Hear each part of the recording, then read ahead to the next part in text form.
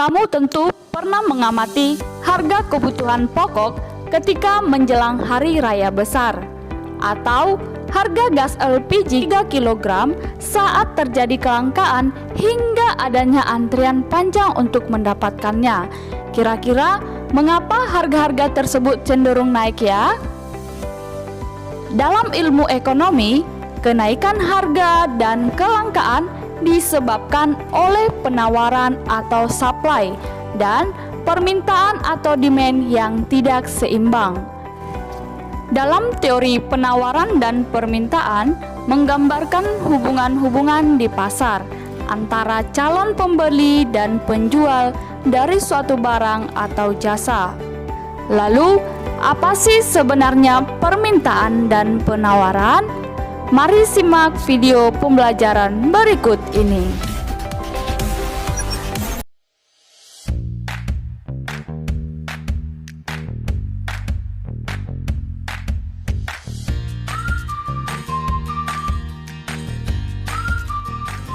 Permintaan atau demand adalah jumlah barang atau jasa yang akan dibeli pada berbagai tingkat, harga, waktu, dan tempat tertentu. Makna dari permintaan seolah-olah kita sebut sebagai pembeli atau konsumen. Adapun faktor-faktor yang mempengaruhi permintaan. 1. Harga barang itu sendiri. Jika harga naik, jumlah permintaan barang tersebut akan menurun. Jika harga turun, permintaan akan barang meningkat.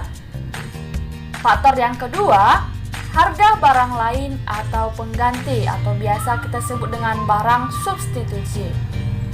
Harga barang lain ikut mempengaruhi jumlah barang dan jasa yang diminta.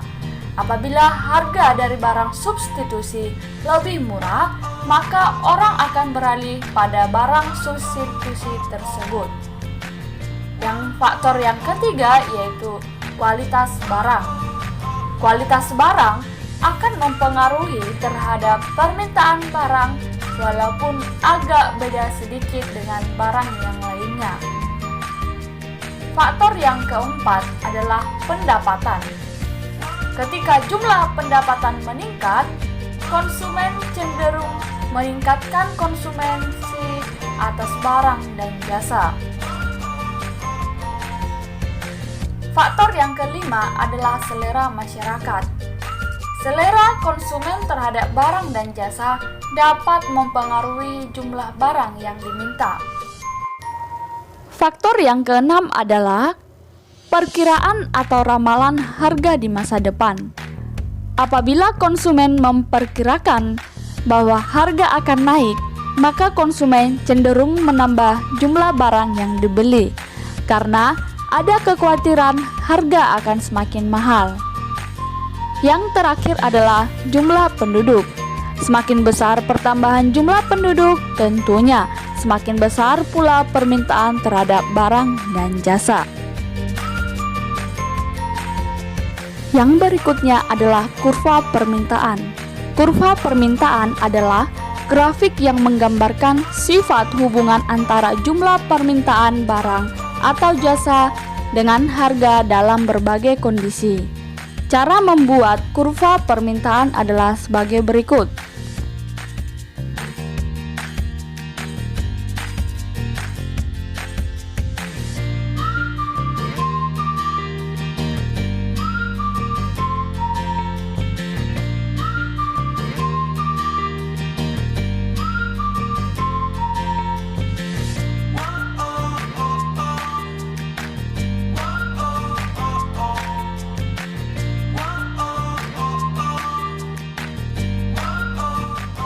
Setelah kita mengamati kurva permintaan tersebut, setiap titik pada kurva permintaan memperlihatkan kombinasi harga dan jumlah yang diminta pada bakso. Dari pembahasan tersebut, kita mengetahui bahwa harga memainkan peran penting dalam mempengaruhi jumlah permintaan.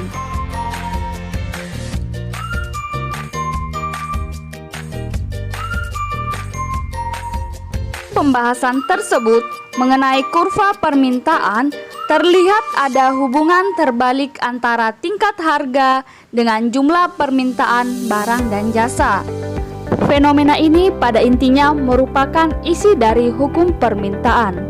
Hukum permintaan yaitu apabila harga suatu barang dan jasa meningkat, maka jumlah permintaan akan menurun. Sebaliknya, apabila harga suatu barang dan jasa menurun, maka jumlah permintaan akan meningkat. Permintaan dapat dibedakan sebagai berikut. A. Permintaan menurut daya beli konsumen antara lain. 1. Permintaan efektif, yaitu permintaan yang didukung dengan kemampuan daya beli.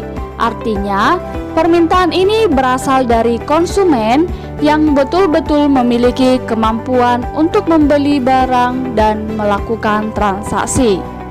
Yang kedua, permintaan potensial, yaitu permintaan yang didukung dengan kemampuan daya beli tetapi belum melakukan transaksi. B. Permintaan menurut konsumen, antara lain 1. Permintaan individual, yaitu permintaan dari masing-masing orang terhadap suatu barang. Yang kedua, permintaan pasar, yaitu permintaan yang dilakukan oleh masyarakat pada umumnya.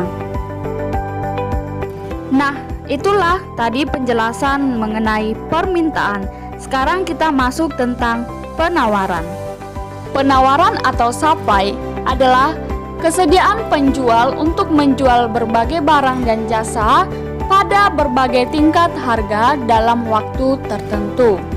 Penawaran ini biasanya dilakukan oleh pedagang atau produsen sebagai penghasil barang. Adapun faktor-faktor yang mempengaruhi dalam menentukan penawaran antara lain sebagai berikut. 1. Biaya produksi. Tinggi rendahnya biaya produksi yang dikeluarkan akan menentukan pula harga barang. Yang kedua, teknologi. Semakin tinggi teknologi yang digunakan dalam memproduksi barang, maka kualitas dan jumlah barang hasil produksi bertambah, dan ini berpengaruh pada naiknya jumlah penawaran. Yang ketiga, harapan akan mendapatkan laba. Dan yang terakhir, faktor-faktor non-ekonomi seperti bencana alam, larangan impor, dan kebijakan pemerintah akan sangat berpengaruh pada penawaran.